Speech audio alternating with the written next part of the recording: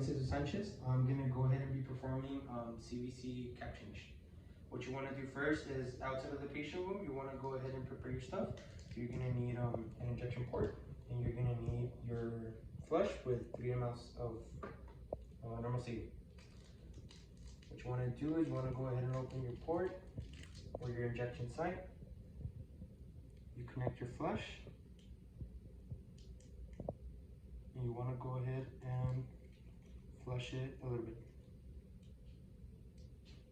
Okay. Once it's flushed, you want to go ahead and come into the patient's room.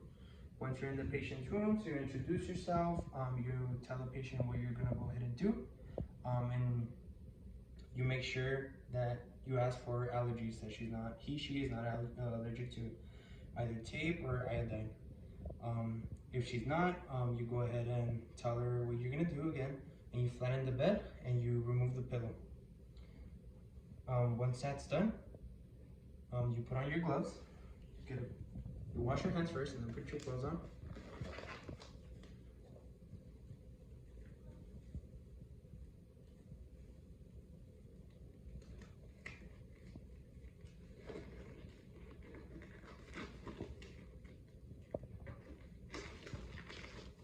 Once you have your gloves on, you want to go ahead and assess the site.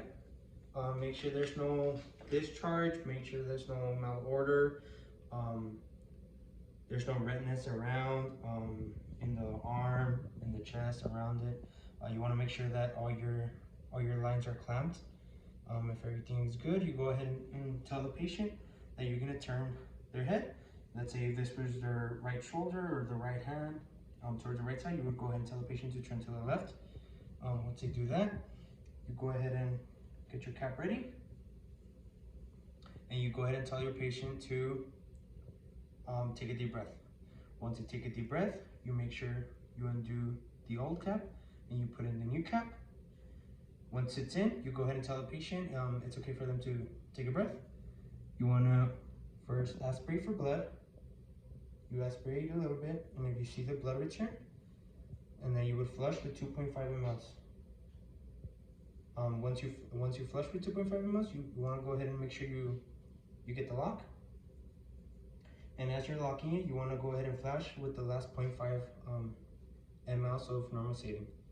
After that, you have that one done, and you disconnect the flush.